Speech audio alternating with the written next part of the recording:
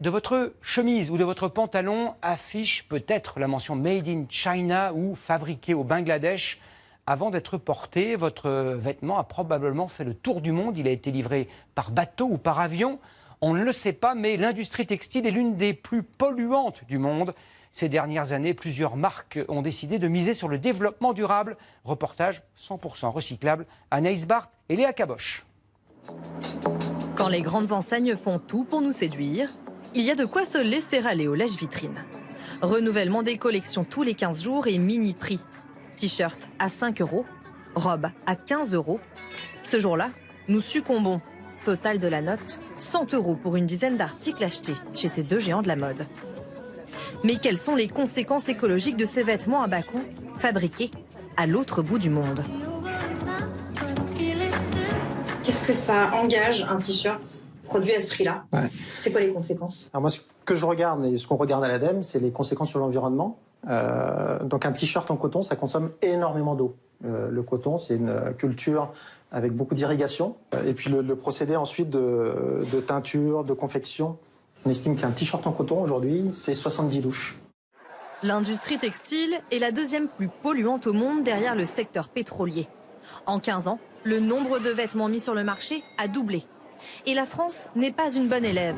Nous consommons 700 000 tonnes de vêtements chaque année, quand 70% de notre garde-robe reste au fond des placards. On voit qu'en 2050, si on continue avec les tendances actuelles, le secteur du textile va émettre 25% des émissions mondiales de CO2.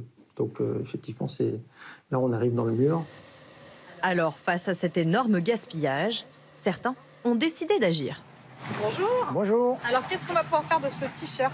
Eh bien écoutez, ce t-shirt, on va le transformer en fibre, on va refaire du fil et on va lui redonner une deuxième vie. Dans ces entrepôts, uniques en France, l'équivalent d'1 million de pulls arrive chaque mois de toute l'Europe. Triés en amont par couleur et par matière, les vêtements passent dans toutes ces machines pour être découpés, défibrés. Et en bout de chaîne, cette bobine de fil recyclé permettra de confectionner 2 pulls. Des matières longtemps boudées par l'industrie de la mode, mais depuis 4 ans, les mentalités changent. Nous, on a vu une évolution très très forte et très rapide en fait. C'est vrai que les produits n'étaient pas super esthétiques, mais aujourd'hui, nous par exemple, il y a 12 ans maintenant qu'on travaille ce concept. On arrive, comme vous pouvez le voir, à faire des produits d'excellente qualité et tout à fait esthétiques. 15% moins cher, les fibres recyclées séduisent le prêt-à-porter, comme cette marque rennaise.